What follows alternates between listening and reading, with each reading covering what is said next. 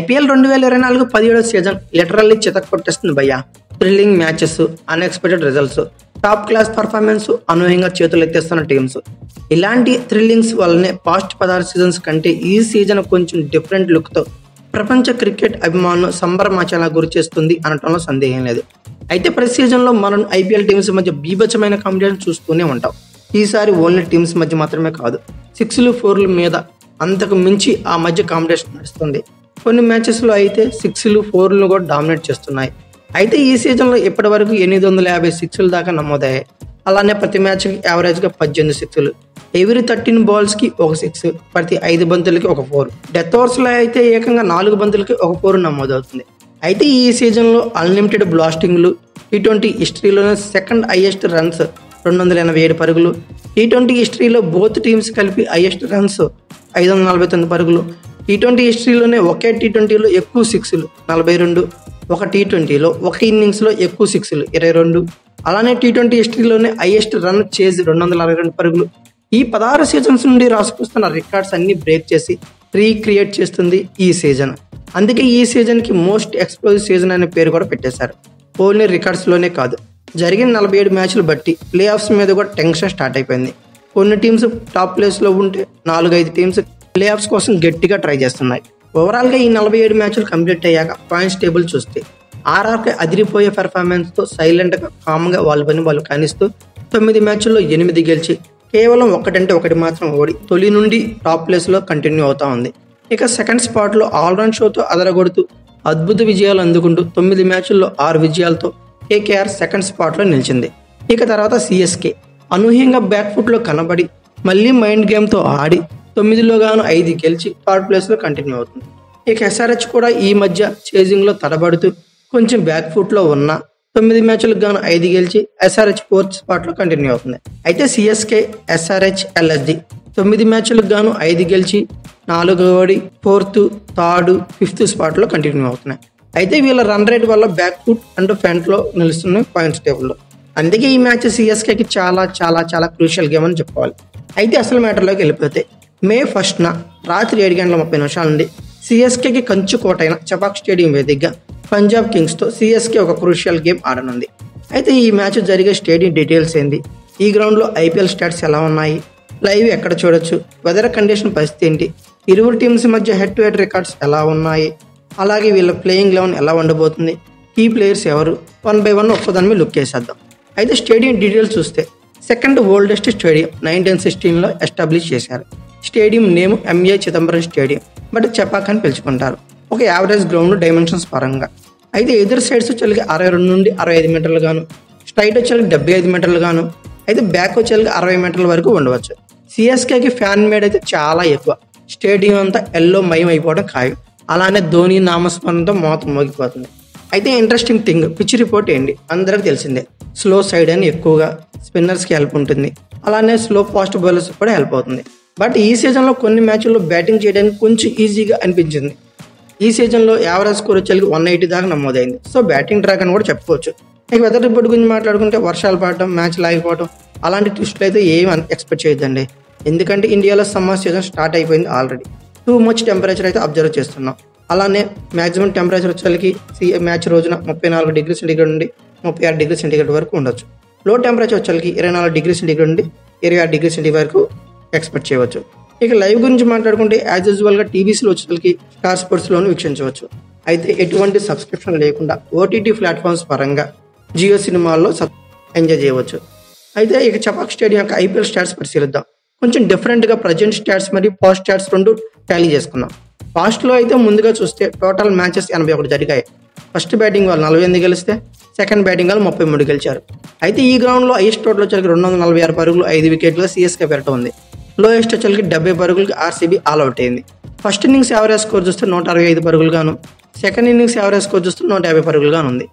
Most runs పరిశీలిస్తే 55 ఇన్నింగ్స్లో 1498 పరుగులతో ఇంకా సురేష్ రైనానే ఉన్నాడు. మోస్ట్ సిక్సెస్ చూస్తే అందరికి తెలిసిందే, తలైవా ద ఎంఎస్ ధోని 55 ఇన్నింగ్స్లో 73 సిక్స్లు బాధేశాడు. మోస్ట్ వికెట్స్ చూస్తే 40 ఇన్నింగ్స్లో 48 వికెట్లతో రవిచంద్రన్ అశ్విన్ ఉన్నాడు. అయితే ఇవన్నీ పాస్ట్లో. మరి ప్రజెంట్ పరిస్థితి ఏంది, టోటల్గా ఈ సీజన్లో 5 మ్యాచ్లు జరిగాయి ఈ గ్రౌండ్లో. ఫస్ట్ బ్యాటింగ్ వాళ్ళు 2 గెలిస్తే సెకండ్ బ్యాటింగ్ వాళ్ళు 3 గెలిచారు. హైయెస్ట్ టోటల్ చూస్తే ఈ సీజన్లో 213 4 వికెట్లుగా ఎల్ఎస్జీ ఉంది. లోయెస్ట్ టోటల్ చూస్తే 137 పరుగులకు 9 వికెట్లు కోల్పోయింది కేకేఆర్. ఇక ఫస్ట్ ఇన్నింగ్స్ యావరేజ్ స్కోర్ చూస్తే 188 పరుగులుగాను, సెకండ్ ఇన్నింగ్స్ యావరేజ్ స్కోర్ చూస్తే 161 పరుగులుగాను ఉంది. మోస్ట్ రన్స్ వచ్చేసరికి రుతురాజ్ గైక్వాడ్ 5 ఇన్నింగ్స్లో 334 పరుగులు చేశాడు.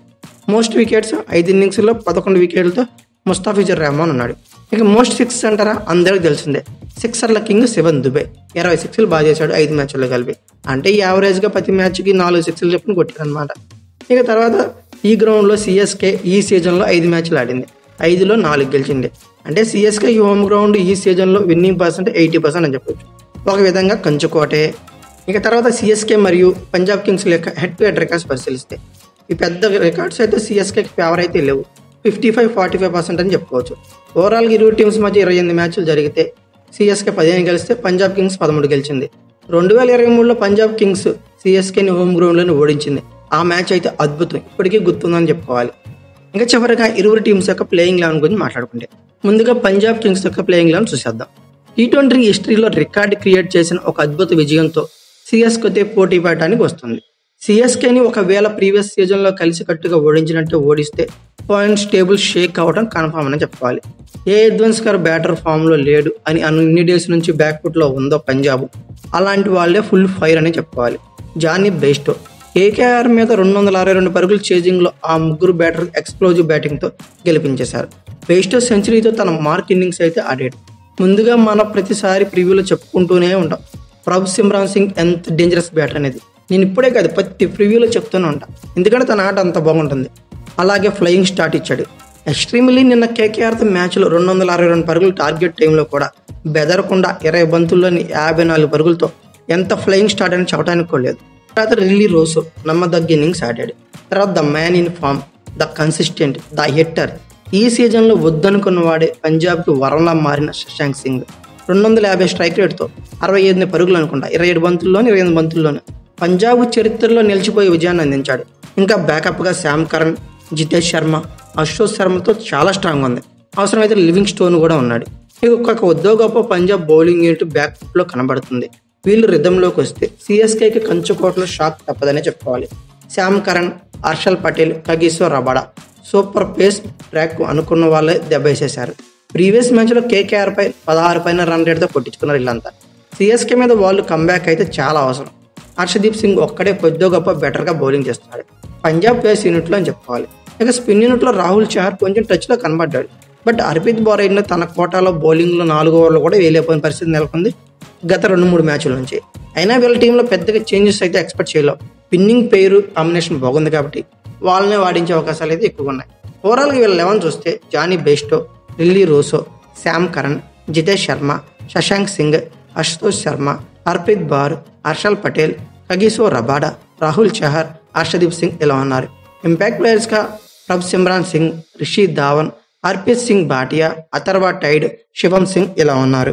ఇక చివరిగా సిఎస్కే యొక్క ప్లేయింగ్ 11 గురించి మాట్లాడుకుంటే 287 పరుగులు, 277, 266 పరుగులు, 9 మ్యాచ్ల్లో 4 సార్లు 200+ స్కోర్ చేసిన టీం ఎస్ఆర్హెచ్ని 134 పరుగులకే ఆల్ అవుట్ చేసింది.